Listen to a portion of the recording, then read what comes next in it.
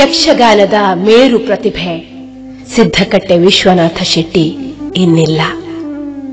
ಇದು ತನಕ ಇದ್ದ ದಿನಗಳನ್ನು ಮಿನುಕು ಹಾಕುವುದಷ್ಟೇ ನಮಗೆ ಉಳಿದಿರುವುದು. ಬದುಕಿನ ಸಾರ ಸತ್ವವನ್ನು ಪಾತ್ರಗಳಲ್ಲಿ ಪ್ರತಿಬಿಂಬಿಸಿದವರು. ರಾಮನಾಗಿ ಕೃಷ್ಣನಾಗಿ ಬದುಕನ್ನು ಬೋಧಿಸಿದವರು. ವಾಕ್ಸುಧಿಯೊಳಗೆ ತನ್ನ ಪಾಂಡಿತ್ಯದ ಅಗಾಧತೆಯನ್ನು ಹರಿಯಬಿಟ್ಟವರು. ಆ ಮೂಲಕ ಅಭಿಮಾನಿಗಳನ್ನು ಅಯಸ್ಕಾಂತೀಯ ರೀತಿಯಲ್ಲಿ ತನ್ನತ್ತ ಸೆಳೆದುಕೊಂಡರು.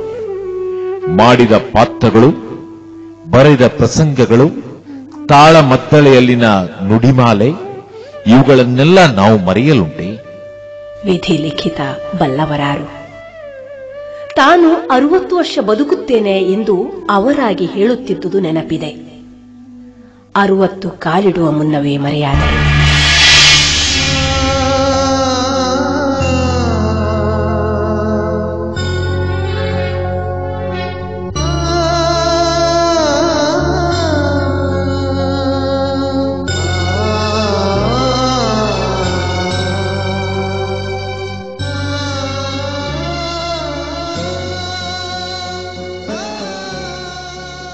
ಕಳೆದ ವರ್ಷ ಜೂನ್ 16ರಂದು ಹಿರಿಮಗನಲ್ಲಿ ಅತೀವ ಒಲವನ್ನು ಒಡಲೊಳಗೆ ಹುದುಗಿಸಿದ್ದ ತಾಯಿ ರೇವತಿ ಶೆಟ್ಟಿ ಸಾಯುವ ಕೆಲವೇ ದಿನಗಳ ಮೊದಲು ನನ್ನ ಬೆನ್ನಿಗೆ ಅವನು ಬರುತ್ತಾನೆ ಎಂದಿದ್ದರು.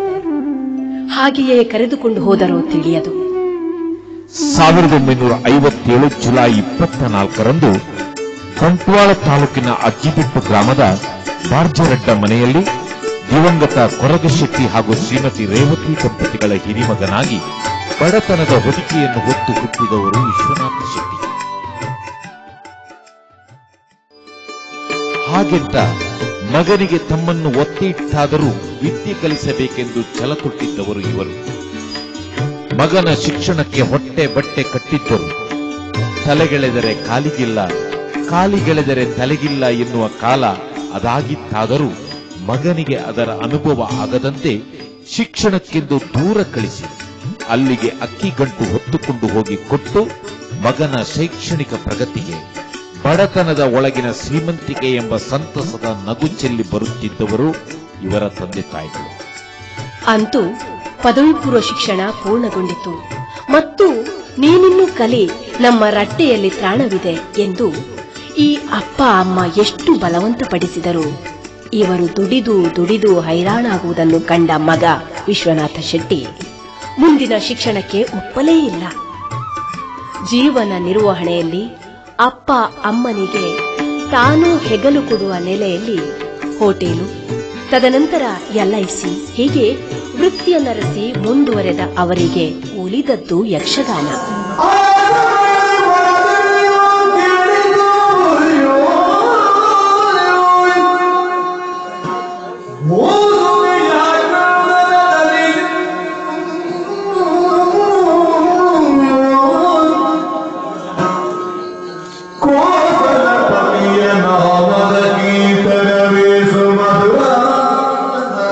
ಯಕ್ಷಗಾನ ನಾಟ್ಯವನ್ನು ಗುರು ಕಾವೂರು ಕೇಶವರಿಂದ ಕಲಿತರೂ ಶೆಟ್ಟರು ಅದಕ್ಕೆ ಹೆಚ್ಚಿನ ಒತ್ತನ್ನು ನೀಡಿದಂತಿಲ್ಲ.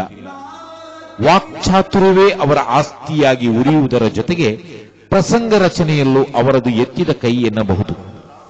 ಹರೆದಲ್ಲೇ ಛಂದಸ್ಸು, ಅಲಂಕಾರ, ಯತಿ, ಗಣ, ಪ್ರಾಸಗಳು ಮೈದೊಳೆದು ನಿಲ್ಲುತ್ತಿದ್ದುದು, ಪದ್ಯ ರಚನೆಗೀಯುತ್ತಿದ್ದುದು ಶೆಟ್ಟರ ಪಾಂಡಿತ್ಯಕ್ಕೆ ಹಿಡಿದ ಕೈಗನ್ನಡಿ. ನಾವು ಶಿಷ್ಯಕಾಮೇಷ್ಟಿಯನ್ನು ಮಾಡುವುದರ ಮೂಲಕ ಶಿಷ್ಯಂದಿರನ್ನು ಪಡೆಯಬಾರದೇಕೆ? ದಶರಥನಿಗೆ ಪರಿಕರ ಬೇಕು. ರಾಮ, ಕೃಷ್ಣ, ಸುಧನ್ವ, ಭೀಷ್ಮ, ರುಕ್ಮಾಂಗದ, ವಿಷ್ಣು, ಈಶ್ವರ, ಪರಶುರಾಮ, ವಿದುರ, ಸಂಜಯ, ಧರ್ಮರಾಯ, ಅರ್ಜುನ, ಕರ್ಣ ಅವರ ಈ ಪಾತ್ರಗಳು ನಮ್ಮ ಮನಸ್ಸಿಂದ ಎಂದೆಂದಿಗೂ ಮರೆಯಾಗದು. ಮಾನಿಷಾದ ಪ್ರಸಂಗದ ಅವರ ವಾಲ್ಮೀಕಿಯಂತೂ ಮಾಸುವುದೇ ಇಲ್ಲ. ಗಂಗಾ ನದಿ ಮಂಗಲಮೊಡೆಯೋ ಕೃತಿ ರಚಿಸಿ ಸಿಂಗರಗ ಬಗ್ಗೆ ಮಂಗಲವಾಕ್ಯದ ರಂಗೊದಗಿಸಿ ವಾಲ್ಮೀಕಿ ಋಷಿ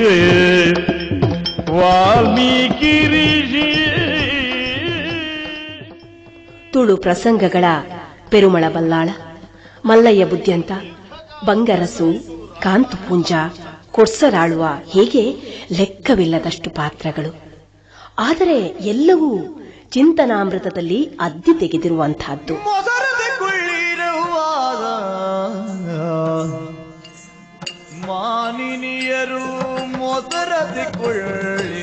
ಕದ್ರಿ, ಕಟೀಲು, ಕರ್ನಾಟಕ, ಸಾಲಿಗ್ರಾಮ, ಮಂಗಳಾದೇವಿ, ಹಿರಿಯಡ್ಕ, ಹೀಗೆ ತೆಂಕು ಬಡಗಿನ ಮೇಳಗಳಲ್ಲಿ ಸಾರ್ಥಕ 35 ವರ್ಷಗಳ ಸೇವೆ. ವರ್ಣವೈಷಮ್ಯ, ವಿಷಮ ಸಮರಂಗ, ಕನ್ಯಾಂತರಂಗ, ಶ್ರೀರಾಮ ಸೇತು, ಶಶಿವಂಶವಲ್ಲರಿ, ಜ್ವಾಲಾ ಜಾಹ್ನವಿ, ಚಾಣಕ್ಯತಂತ್ರ ಇವಿಷ್ಟು ಶೆಟ್ಟರಿಂದ ರಚಿಸಲ್ಪಟ್ಟ ಕನ್ನಡ ಪ್ರಸಂಗಗಳಾದರೆ, ಬುಳ್ಳಿದಂಡಿಗೆ, ಕೆಂಡಸಂಪಿಗೆ, ರತ್ನಧಾರಿಕೆ, ಪಟ್ಟದ ದೈವ, ಗರುಡರೇಖೆ ಇವು ತುಳು ಪ್ರಸಂಗಗಳು. ಮೇಳಗಳಲ್ಲಿ ಜಯಭೇರಿ ಬಾರಿಸಿರುವ ಪ್ರಸಂಗಗಳು. ಶ್ರೀ ಸಾಮಾನ್ಯನನ್ನು ಮುಟ್ಟುವ, ತಟ್ಟುವ ವಾಗ್ಝರಿ ಅವರದು. ಉತ್ತಮ ಭಾಷಣಕಾರರೂ ಹೌದು. ಪ್ರಶಸ್ತಿ ಪುರಸ್ಕಾರಗಳ ಬೆನ್ನಟ್ಟಿ ಹೋದವರು ಅವರಲ್ಲ. ಆದರೂ ಪ್ರಶಸ್ತಿಗಳು ಅವರನ್ನರಸಿ ಬಂದಿತ್ತು.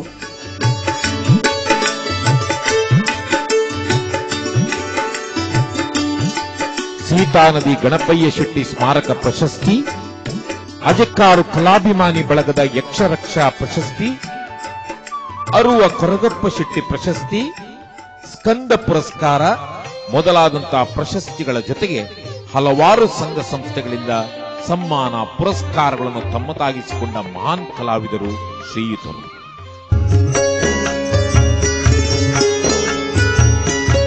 ಇದು ಯಾವುದನ್ನು ಪರಿಗಣಿಸದ ವಿಧಿ ಅವರನ್ನು ತನ್ನೆಡೆಗೆ ಬರಸೆಳೆಯಿತು.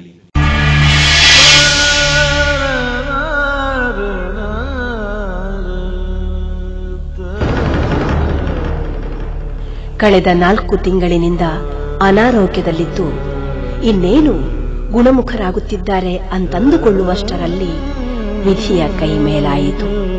ಉಳಿಸಿಕೊಳ್ಳುವ ಕುಟುಂಬದವರ, ಬಂಧುಗಳ, ಅಭಿಮಾನಿಗಳ ಬಳಗಕ್ಕೆ ಸಾವಿನ ಅಟ್ಟಹಾಸ ತಿಳಿಯಲೇ ಇಲ್ಲ.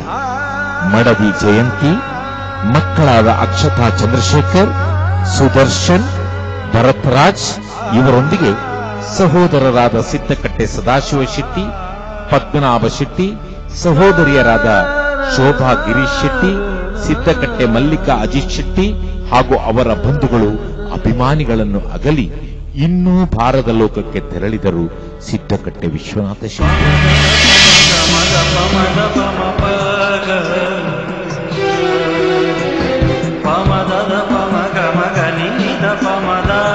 ಅವರು ಇನ್ನಿಲ್ಲ ಎಂಬುದನ್ನು ಅರಗಿಸಿಕೊಳ್ಳಲೇ ಆಗುತ್ತಿಲ್ಲ. ಆದರೂ ಒಪ್ಪಿಕೊಳ್ಳಬೇಕಾದ ಸತ್ಯ ಕಣ್ಣ ಮುಂದಿರುವಾಗ ಕಣ್ಣೀರ ಕಟ್ಟೆ ಒಡೆಯದಿರುತ್ತದೆಯೇ? ಹೌದು, ಖ್ಯಾತ ಯಕ್ಷಗಾನ ಕಲಾವಿದ, ಪ್ರಸಂಗಕರ್ತ, ವಾಕ್ಪಟು, ಯಕ್ಷ ವಾಚಸ್ಪತಿ, ಮಾತಿನ ಮಲ್ಲ ಸಿದ್ದಕಟ್ಟೆ ವಿಶ್ವನಾಥ ಶೆಟ್ಟಿಯವರ ಮಾತು ಇನ್ನಿಲ್ಲ, ಇನ್ನಿಲ್ಲ, ಇನ್ನಿಲ್ಲ. ಮೌನಕ್ಕೆ ಜಾರಿದರು. ನೇಪಥ್ಯಕ್ಕೆ ಸರಿದ ಸಿದ್ದಕಟ್ಟೆ ವಿಶ್ವನಾಥ ಶೆಟ್ಟಿ ಇನ್ನು ನೆನಪು ಮಾತ್ರ, ಇನ್ನು ನೆನಪು ಮಾತ್ರ, ಇನ್ನು ನೆನಪು ಮಾತ್ರ. ಅವರಿಗಿದು ನಮ್ಮ ನಿಮ್ಮೆಲ್ಲರ ನುಡಿ ನಮನ.